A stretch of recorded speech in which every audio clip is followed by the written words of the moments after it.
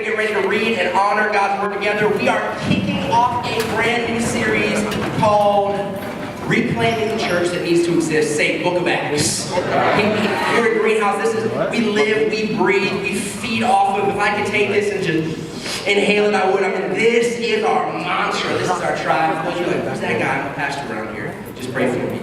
We're going to jump in here. So Acts chapter 1 is where we'll begin this morning. We're going along looking for the next few weeks. We're going to be talking about what's the heartbeat, what's the vision, what's the DNA of Greenhouse Church, where are we going, and we're going to be looking and gleaning from the book of Acts. So if you have a Bible, Acts chapter 1 is where you want to be. If you've got your dagger, your sword, your electronic Bible, go ahead and pull that out. Acts chapter 1. If you've got none, no sweat, we got you covered in the back. You can read along with us. Are we ready? You guys feeling all right? Yes. Woo! God of miracles, man. The Dolphins made the playoffs for the first time since like Jesus walked the earth. This is incredible, all right? So my faith is just very high right now. Acts chapter 1, verse 1. Somebody say, preach it, John. Preach it, John. All right, here we go. In my former book, Theophilus. I'm going to pause right there because I like that name. Theophilus means loved or beloved of God. It's sort of debated by theologians whether he was speaking to a specific individual or a larger group and gathering of people. The moral of the story this morning, in case you missed it, if you're a Jesus follower in the room, let me remind you, you're beloved of God. Amen. You're loved by God, independent of your performance, pros or cons. You're loved by God. Maybe you're from another religion here. Guess what? You're loved by God too. Amen. I say thank you, God. Thank you. It's a good way to get started. Luke is writing here. He wrote the book of Luke, the Gospel of Luke, and this is sort of his next account, which is what happened immediately preceding or immediately prior after that. He says, in my former book, Theophilus, I wrote about all that Jesus began to do and he began to teach until the day he was taken up to heaven. And so he's sort of continuing the story, the narrative now, and he says, after giving instructions through the Holy Spirit to the apostles he had chosen, after his suffering, he showed himself to these men and gave many convincing proofs that he was alive. How many of you know he's still alive this morning? Amen. He appeared to them over a period of 40 days and spoke about the kingdom of God. On one occasion, while he was eating with them, he gave them this command: do not leave Jerusalem, but wait for the gift my Father promised you, which you have heard me speak about. For John baptized with water, but in a few days you will be baptized, immersed, inundated, filled with the Holy Spirit. So when they met together, they asked him, Lord, are you at this time going to restore the kingdom to Israel? They still didn't get it. And Jesus said this: y'all are foolish. No, he didn't say that. He said to them, it's not for you to know the times or the dates the Father has set by his own authority. We'll end it right here. He said, but you will receive, say it with me, power. Say it in Spanish, poder. Sounds even more cool. When the Holy Spirit comes on you, and you will be my witnesses in Jerusalem and in all Judea and Samaria and to the ends of the earth. Let's pray. Father, would you cause us to dream once again? Would you ignite passion and imagination in our hearts for what we as your church can be? Would you use the book of Acts? Would you use these first Talmudim, these first disciples of Jesus to inspire us once again to be your church? And if you agree, say amen. Amen. Turn to your neighbor, give him a high five, and you can grab your seat. Say, let's do this. I like it. The more you guys talk, it just makes me feel better, so I'm pretty sure this. It just feels good. I got a question for this morning. My question is this. Is there anyone here that wants their life to matter? Yes. Anybody here? Anybody want to make a lasting impact or leave a legacy? All right, I know I'm in the right place. This is a good thing. Some of you had a friend holding up your hand. I don't know what that means, but I'll just count you in the boat. It was several years ago, and I was in Gainesville, Florida, the lands of God's beloved college football team, which, by the way, I don't know if you watched the bowl game, but we won very decisively. But that's not the point of the sermon, I'm just saying. But I was in Gainesville. And I was there. I was having breakfast with one of my leaders, and we were meeting up. We had a good time, and he left, and I was finishing up some notes, and I happened to overhear a conversation at the table right nearby. Now, I'm not normally a snooper kind of guy, but it piqued my interest because these two older gentlemen were talking about faith and spirituality. And the one guy was sort of perplexed and a little perturbed, and he was saying to his friend, listen, man, I know you invited me to church, and I've been coming for a few weeks, and I appreciate it and all, but I just don't get it.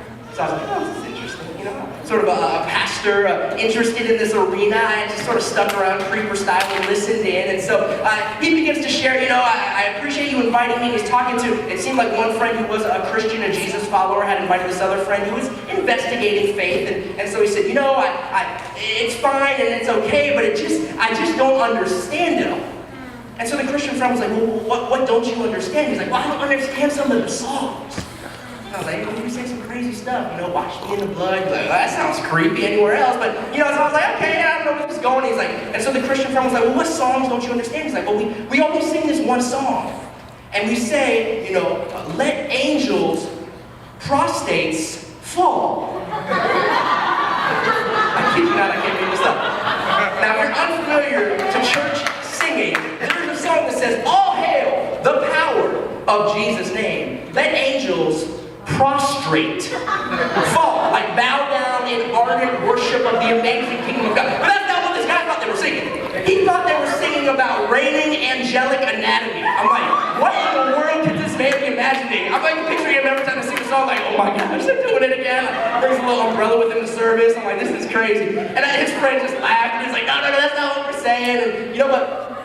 I tell that story because I wonder what they hear, Jamie, sometimes when you're singing worship songs.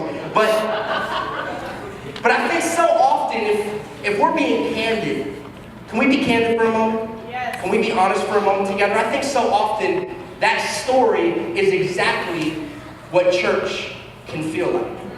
It's sort of this disconnected religious activity that is stale, dry, and irrelevant at best, maybe even weird and awkward, and it just ends up feeling so dull. And you're like, man, John, this doesn't seem to matter in any real sense of the word.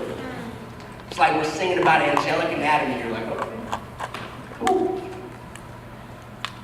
And yet we're here. And we're called and we're checking it out. And so gradually what ends up happening is we begin to disengage. And we begin to disconnect. And this fire that once was burning in our hearts with this passion where we said, man, Jesus is so real to me. And he's so alive to me. And some of us in this room, we had that experience where all of a sudden God rescued our lives. I mean, we were headed down, crashing and burning. And God rescues our lives and we have this passion for him. We want to change the world. We want to be a part of revolution. And over time, if we're not careful, that passion, that fire begins to fade and dwindle until all we've got left is embers. And we say things like, oh, that's so cute, man. I remember when I was that way. Oh, you got that passion. Bless you, brother. It'll cool off over time. And we almost think, oh, that's just the way it is. And friends, I have to let you know this morning, this is not what God intended. Yes, amen. See, what happens, I get it. We get frustrated as human beings. We get frustrated when we realize we're throwing our lives into something that really and truly does not matter.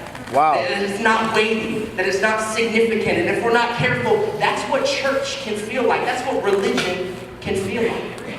This matters so deeply because we're in the midst of a social media age where anytime you turn your head and anytime you click online, you can watch people and organizations that are doing deeply significant things that matter in this planet.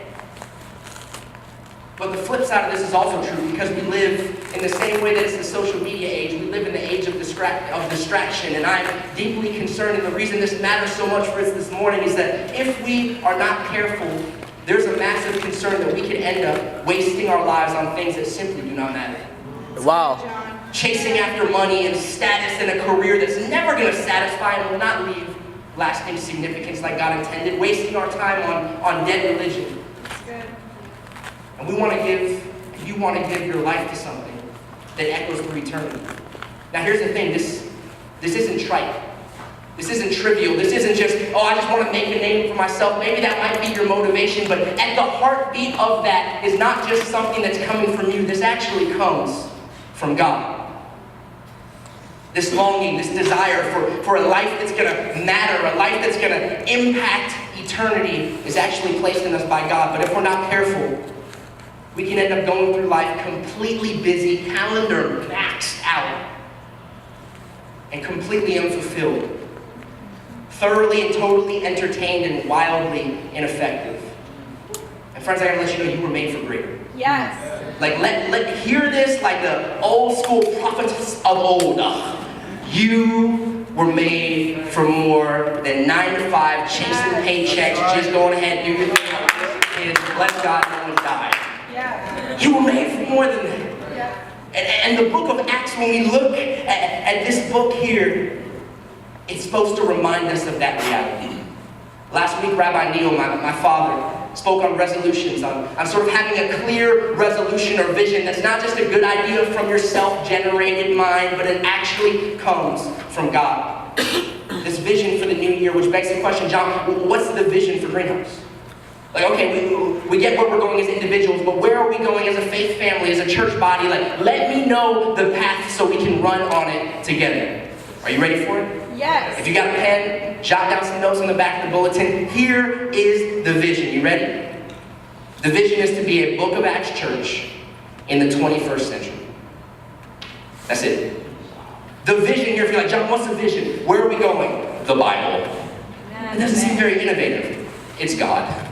He's innovative enough. The vision is to be a Book of Acts church in the 21st century. Amen. You say, John, well, what exactly? Unpack that for me a little bit. See, the Book of Acts is God's invitation to us to throw our lives into something that matters. We're going to be going through the book of Acts during the next 4 weeks. If you've never read this book, I would encourage you, even this week, to begin to read it and digest it and chew and dialogue through it, because I can almost guarantee you that in the pages of this book, you will find inspiration from God. Because what you find in this book, you might see all these miracles, there's crazy stuff happening, people getting raised from the dead, and grandma's getting up from the wheelchair doing the moonwalk, and there's all this wild stuff happening. But these are not supernatural, superhuman, super spiritual guys and girls. They're ordinary people doing ordinary things, empowered by a supernatural God to be used in the extraordinary. If you're here and you're like, John, in the book of Acts, you look at all this stuff, and sometimes we almost feel like it's sort of the metric that we'll never reach there, but at least maybe we can get a little close. That's not what Jesus said. He said, listen, greater works than these, Jesus said, you're going to do. And the book of Acts is living proof that he wasn't just talking smack, he actually meant it. He actually meant it. See, it's crazy because we're still sitting here as followers of Jesus, feeding on the lives of these early disciples, these early followers of Jesus, thousands of years after they walked the planet. Which really begs the question for all of us. Would the way we're living feed people 2,000 years from now? Wow. It's a gut check. I had a friend who challenged me. He said, John, take it even one step deeper. If your church disappeared, would your city mourn? Or would they even notice? Yeah. Got him. It's just... And listen, friends, I gotta be honest, man. My wife and I moved down here from Gainesville. It's been exciting. It's a lot of work. I just don't want to be a part of a church that doesn't need to exist. I just don't, that's not what I'm giving my life to. That's not why you're here. If you're here in this space and a part of this faith family, you're not just here to say like, oh, I checked off my card and I feel better about myself. You're here because you want to follow Jesus and make an impact in this world, which is exactly why he has you here as well. See, we're starting this new series and we're talking about what's our DNA, what's the vision, where are we going? And the reason we're going through the book of Acts to sort of frame this narrative is because we believe that the book of Acts is not simply descriptive, meaning it sort of describes the realities of these first followers of Jesus after he wholly levitated and went up with heavenly tops and sort of describes their acts. It's actually prescriptive as well, meaning we can follow the pattern and the model that they did if we want to achieve similar kingdom, earth-shaking results. Now, it's not a formula. It's not saying, okay, if they sold all their stuff in this way, we have to sell all our stuff in this way. If they cast lots when they make decisions, we need to cast lots. I don't even know what that means. It's not saying a formula, but it's saying, look to the methodology, look to the principles underlying what they did. See, the book of Acts is supposed to whet our appetite. The book of Acts is God's invitation for us to begin to dream once again. What could this look like? What could this be? Bill Hybels has a quote that I love in his book, Courageous Leadership. He says this: there is nothing like the church when it's working right. He says there is nothing like the church when it's working right. Do you believe this? I mean, really, really ask yourself, do you believe this? I know for a long time the answer for me was no. I remember it was several years ago, and I was spending time with Missionary Sam. For those of you who don't know, Missionary Sam is one of our just incredible missions partners. He works over in Southeast Asia, literally rescuing kids out of human trafficking. Like, not just raising awareness, which is fine. Not just like, oh, I gotta let people know there's an issue, which is fine. Literally rescuing kids out of human trafficking. Like, thousands upon thousands of kids. Gets them adopted into children's homes. Gets them rehabilitated. Gets them into families who are unable to have kids, and now they can adopt these kids that no one wants, and they find these families that love them and teach them about a God. I mean, revolutionary. This guy's like my kingdom hero. And so I'm sitting with him, and he's telling me these stories, and he's sharing with me about this journey. And by the way, we're able to send a ton of money to Missionary Sam to rescue kids and help build children's homes, which we'll share about in a few weeks. But he's sharing with me about this, and so he's talking, and I gotta be honest, my heart's like beating. Something in me is coming alive. I'm like, man, this is it. This is it. And he paused at the end of the story, and he said, Jon, but here's the best part. He said, every children's home we build is also a church. And he like pauses. You ever been in that moment? There's like that silence, and it's like crickets, awkward turtle. You're just like there, and he's like waiting for this response. And I gotta be honest, in the back of my head, I'm just kind of, he saw it in my face. I'm sure I'm like, okay, cool. You know, I'm like, wait a second. You're rescuing kids out of human trafficking. You're doing this revolutionary social justice stuff. Like you are this social justice warrior in the purest, truest form of the word. Like you're doing this real, like that's the deal. Church is like, that's good. It's cute. It's like gold star. Jesus is, gonna be proud. Yay. But like the other stuff is a deal. And I mean, he was so merciful with me. He sort of realized in my face that I didn't get it. So he said, Jon, listen, you don't understand the issue. He said, the issue with human trafficking is not human trafficking. The issue with human trafficking is the demand that prompts the problem of human trafficking. He said, we can get all sorts, we can get SWAT teams, every one of you can go out there and be like, that's it, Kelly grabs a whole bunch of guys, warriors, we're gonna go and take them all out, you can take out all the people you want, but if you don't deal with the demand in the heart of the human being who is paying for the kid to be trafficked for sex slavery or whatever the case might be, you will never solve the issue. He said, Jon, here's the problem. Humans can't deal with the demand in the heart of other humans. Only God can do that. And God has sovereignly chosen to use His church. He said, that's why I get so excited when I tell you every children's home is a church, because that's how we're going to end the issue. Yeah, you clap for that. And I realize in the midst of this is why I'm so thankful that the kingdom of God, the church is not North American. God help us. The church is global in so many ways where we can help our brothers and sisters around the world. Man, we need their help deeply, just as badly. Yes. And I realized in that moment, Missionary Sam, what was he doing there? He was discipling me. I realized that fundamentally, Missionary Sam understood something that we all too often forget in the West, which is this. The church is not merely supplemental. It's not just a good idea or a moral complement to the real work that needs to be done on the ground. See, friends, the church is not plan A. The church is not plan B. The church is God's plan A, and it is His only plan. Yeah, that's good. And guess who the church is? It's us. Turn to your neighbor and say, we're the church. We're the church. It's us. It's us. See, let me break down the idea of this word Christian, because we toss it around now very flippantly, and I can guarantee you that it meant something very differently back then than what it's come to mean now, at least in North America. See, back then, the word Christian was actually a derogatory term leveraged against the followers of Jesus. Nobody called themselves a Christian. It's what other people called them.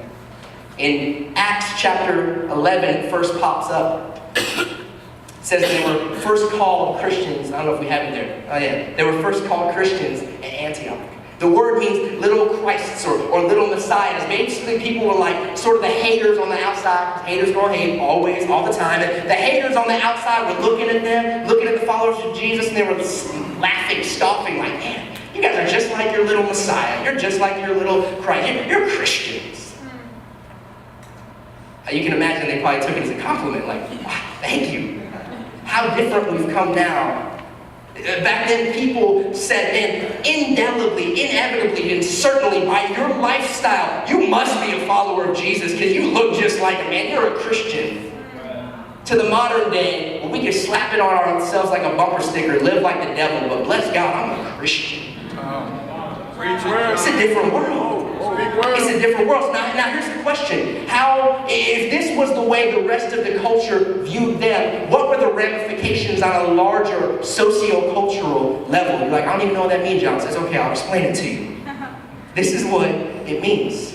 In Acts 17, this is how the rest of the culture at that time, when the book of Acts was written, this is how they viewed these followers of Jesus, these Christians.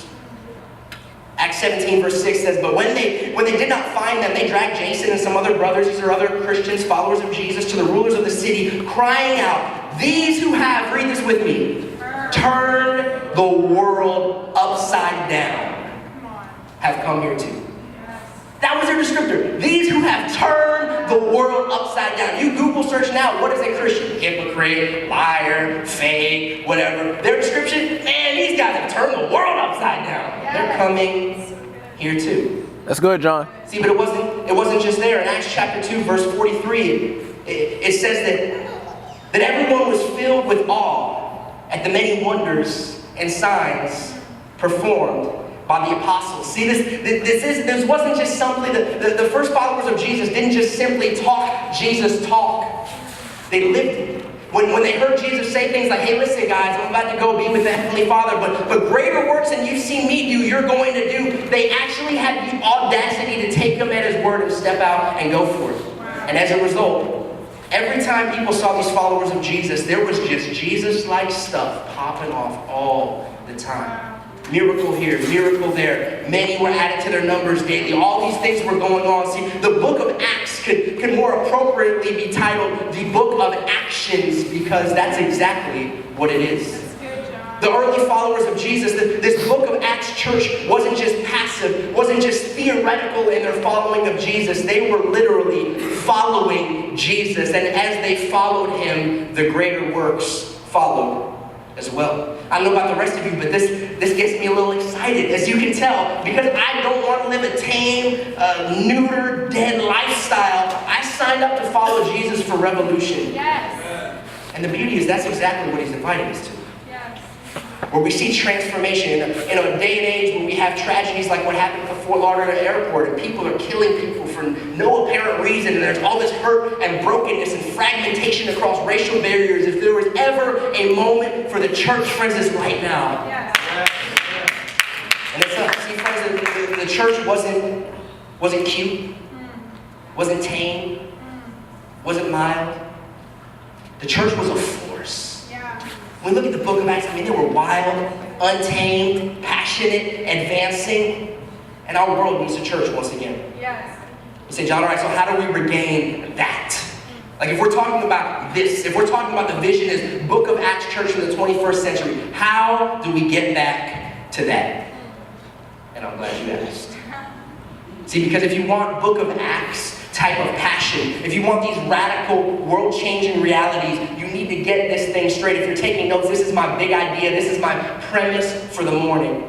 And I've really got one main thought here, which is this. If you want book of Acts realities, you have to make book of Acts priorities. If you want book of Acts realities, you have to make book of Acts priorities. And we know from the very beginning of the book of Acts, they were all about, they devoted themselves to these three things: worship, mission, and community. Say it with me. Worship, mission, and community. Don't say it like you're asleep. I'll preach for another hour and wake you up. All right? Worship, mission, and community. Now y'all are motivated. I heard someone's voice crack. That was cute. That was cute. Worship, mission, and community. Check it out. Here it is in the scriptures. In Acts chapter 2, it says, they devoted themselves to the apostles' teaching and to fellowship, to the breaking of bread and to prayers. Everyone was filled with awe at the many wonders and signs performed by the apostles. All the believers were together. They had everything in common. They sold property and possessions to give to anyone who had needs. So how many of you are like, that sounds great to me, John. I'm broke. I would love that. Let's make it happen, all right? They did it. Every day they continued to meet together in the temple courts. They broke bread in their homes, ate together with glad and sincere hearts, praising God and enjoying the favor of all the people. And the Lord added to their number daily daily those who were being saved. This is what they did. This is how they rolled. This was the church. They devoted themselves to the apostles' doctrine, to worship and prayers, to breaking bread from house to house, and the Lord added to their numbers daily those who were being saved. Worship, mission, community. Worship, mission, community. Worship, mission, community. Everywhere they went, you could expect to find worship, mission, unity. Y'all are so smart. So smart. That's it. Now here at Greenhouse, where these three pillars converge, where they all come together, worship, mission, and community, we call that the green. Go ahead and throw up this image here of living in the green. Now right here, this is what we talk about when we say living in the green. You've got that yellow arrow pointed up to heaven. This is worship. This is spending time with God, developing not just a perfunctory religious duty, but an actual vibrant relationship with God. That's that yellow arrow right there. You've got a blue arrow of mission. That's being actively engaged in the brokenness in our world, saying, listen, I'm not just fine sitting back in my kumbaya holy huddle. I want to enter into the darkness, engage in the brokenness. You've got this blue arrow pointing the other direction, which is community. We can't do this alone. We're called to fiercely love for and care for one another. And where you get the convergence of the yellow and the blue, it makes what?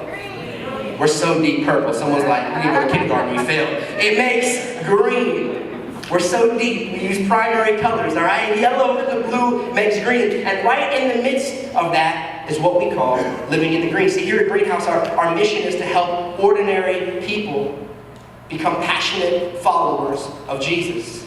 Or to put it more succinctly, all we're trying to do is to make disciples. We want to make disciples. Like John wants the vision, Book of Acts in the 21st century. What did they do? They made disciples. Which is great, and it's clear, and it's succinct, but it really begs the question, okay, what in the world is a disciple?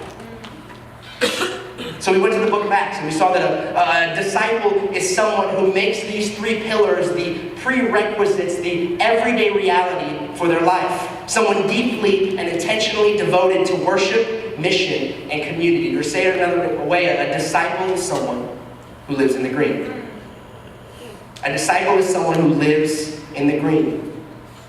You can keep that image back up there. See, at the very middle of worship, mission, and community, disciples don't get satisfied. They might drift up there and get a little monastic yellow, and they just sort of float around with the Lord and the Holy Spirit.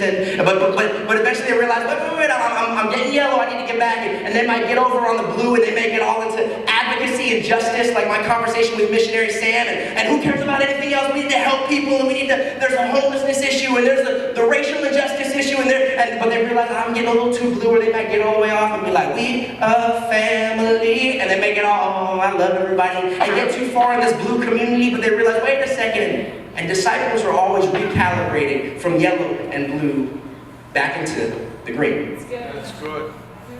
We believed in this so much. We were so sold on this Book of Acts reality and what we felt was a helpful tool to give people a clear understanding of what that looked like, that we literally changed the name of our church to reflect this paradigm. If you're like, I wonder why we were called Greenhouse Church. I was like, hippie, maybe, pot, I don't know. No, it's this. We want to live in the green. So we're the Greenhouse Church, because all we're about is green. All we want is green. We want green adults and green kids and green micro churches and green macro churches and green pastors and green leaders, and we'll take green eggs and ham if you're offering. I mean, all we want to do is green. Because if you want Book of Acts realities, you have to make Book of Acts priorities. That's good. And they prioritize worship, mission, and community. And so we as a family are deeply committed to green, worship, mission, and community. So for the next few weeks, we're going to be sort of going through that diagram of living in the green, piece by piece, unpacking what each facet of that living in the green, worship, mission, and community could and should and in our everyday lives. What that reality could be for us. See, but the exciting thing about this, friends, is this is not just pie-in-the-sky idealism. When we talk about the Book of Acts and it causing and reawakening us to dream once again, this isn't just like, oh yeah, John, that would be cool. But, it's not. So we've actually seen glimpses of this wild, untamed, amazing Book of Acts church all throughout modern history. It's not just theoretical. It's happening right now all over the world, and it's happened. There was an amazing awakening that happened in Northern Ireland in 1859. You can Google it if you want to read more about it. But basically there was this huge amount of people that just began experiencing Jesus in this real life-transforming ways. In the course of 6 months, there were 100,000 people that came to know Jesus as Lord and leader and forgiver. In the course of 6 months. Wow. It was so crazy. It literally began transforming the very nature of the region. Crime dropped by like 50%. I mean, literally, it transformed a region. One of the most bizarre aspects of this awakening, of this revival, though, was there was multitudes and multitudes, I mean, huge amounts of prostitutes that ended up coming to know Jesus and transforming their lives. And so, when someone came and they asked them, there was different people groups, but there was a specific, all these prostitutes came to know Jesus, started flooding these churches. And so finally someone was like, what is going on, man? This is crazy. And so they asked them, they said, what's happening? And they would respond something like this. They're like, obviously our business totally fell off, so we had to start thinking about what we're going to do. Because all these people were, no longer using our services. I don't know. They said, we lost our customers. They said, but for the first time in our lives, people began treating us with kindness and dignity. Wow. And this is what they said. We knew whatever this was, we wanted to be a part of it. They said, we knew whatever this was, we wanted to be a part of it. One guy wrote, and I was reading about this, one minister said it was worth living 10,000 ages in obscurity and reproach to be permitted to engage in the glorious work of the last 6 months of 1859. See, friends, I don't know about the rest of you. When I read stories like this, I'm like, man, I want that. Yes. I want that. I'm so tired of being a part of religious activity that so often can seem stale, dry, and irrelevant, and seem so otherworldly. Like, how does this even pertain to life? We want world change. We want Book of Acts Church. We want Book of Acts Church. That story that I just read is 1859, Book of Acts Church. I want you to even close your eyes for a moment. Can you imagine what the Book of Acts Church would look like right here in South Florida in 2017?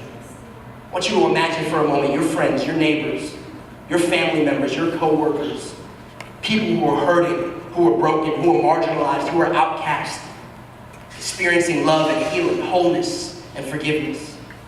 If we committed to live in the green all day, every day, at our jobs, at the gym, in our homes, with our kids, with our spouse, we would be providing an alternative, a different way of life, a different way of living that would get people thinking and get them longing to be a part of. Friends, that is the church. You can open your eyes. You say, John, how do we get there? How do we make that happen? I'm hoping, and I think the nature of our tribe is we've got a lot of people in here who didn't just sign up for some obligatory religious experience. You want this. Yeah. So how do we get there? It's one word. And if you're taking notes, jot this word down. The word is devotion. The word is devotion. See, if you want to experience these Book of Acts realities, you have to make Book of Acts priorities. And the first thing, you have to make first things first. You have to start at the very beginning, and that is worship. See, here at Greenhouse, we like to say it this way. The first commandment, love the Lord your God with all your heart, soul, mind, and strength. The first commandment is our first priority. We want to be God seekers. We want to be those that know God, that have a vibrant, life-giving relationship with God, because we realize that everything will stem from that. In Acts chapter 2, verse 42, this was like their secret sauce. This is what they did. It said they devoted themselves to the apostles' teaching, to fellowship, to the breaking of bread, and to prayer. They devoted themselves. They devoted themselves. You've got a section of your bulletin that says, this week I will.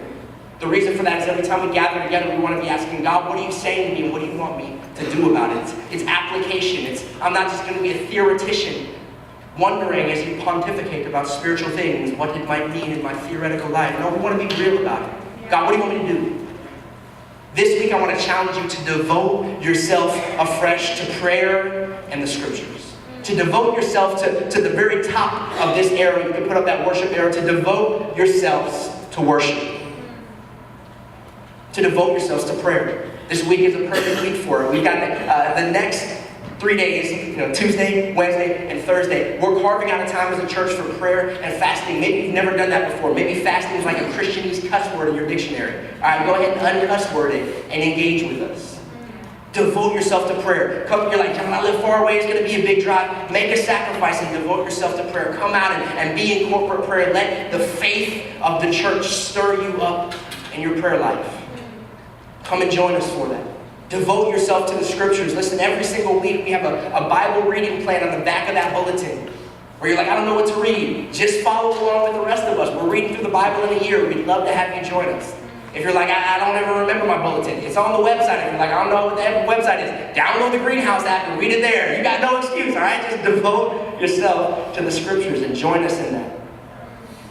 Friends, I want us to devote ourselves to worship and prayer. You say, Jon, how do I know if I'm doing that?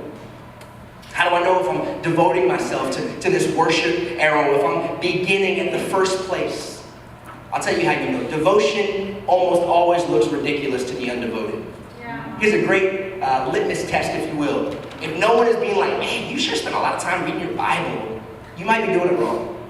If someone's like, man, what's the big deal? I mean, I'm a Christian and all, but I don't take it that serious, you might be on the right track. See, because to the undevoted, devotion almost always looks ridiculous or even offensive because they just don't get it. You say, but Jon, what if I don't feel it right away?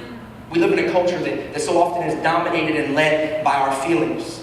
And I found it to be the case over and over again that duty can so easily transition to delight when we're devoted. You experience this in relationships. You're like, man, I'm just not feeling it. My spouse, I don't know, I can't remember why. We've sort of lost that love and feeling. Go on a date night every week for the next month, and you'll refine that love and feeling. And remember, man, my spouse is incredible, and I'm a punk. Oh, that's what it was. See, duty can so easily transition to delight when you're devoted. I dare you to carve out time with God every single day. Start this week. Yes. Start this month. Spend time with God intentionally. Say, Jon, I don't feel it yet, but I'm just going to be devoted. And I can almost guarantee you at the end of that rainbow, you're going to find delight because God's incredible. Yeah. And duty can so easily become delight when you're devoted.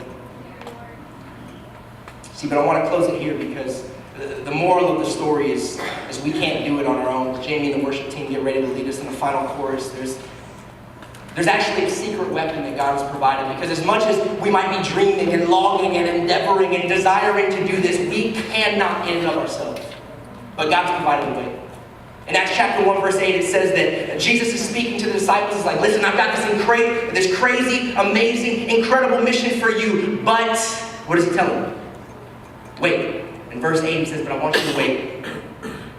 He says, but wait, you're going to receive power when the Holy Spirit comes on you. You're going to be my witnesses in Jerusalem, Judea, Samaria, and to the ends of the earth. This word power is this Greek word, dunamis. You say that with me? Dunamis. Learned a little Greek this morning. Pat yourself on the shoulder. You're all smart. It's where we get the word dynamite from. It's this explosive, otherworldly power that comes from this other place. And so this same word dunamis is actually used throughout the scriptures. It's actually used as well. In Romans chapter 1, verse 16, Paul is writing and he says, listen, I'm not ashamed of the gospel, for it is the dunamis, the power of God of salvation to all who believe. Now maybe you're a Jesus follower in this room and you've read this verse before like I haven't. I've always thought of this as like, man, I'm not ashamed. Like, yeah, I'm going to be bold. I'm going to be courageous. I got this. It's interesting to me that the same word that the scriptures use to describe God's equipping to fulfill the mission that we can never do on our own is the same exact word used to describe the power and boldness for the gospel. See, the dunamis power of the gospel is the same power of the Spirit. It's the same word used here. The moral of the story is that if you're wanting and longing for this power to do this, to be the church that God has called us to be, it's not an option. You need God's Spirit. You need His dunamis power, which is available to you by the sacrifice of Jesus. If you bow your heads and close your eyes for a moment as we get ready to wrap up just for a moment.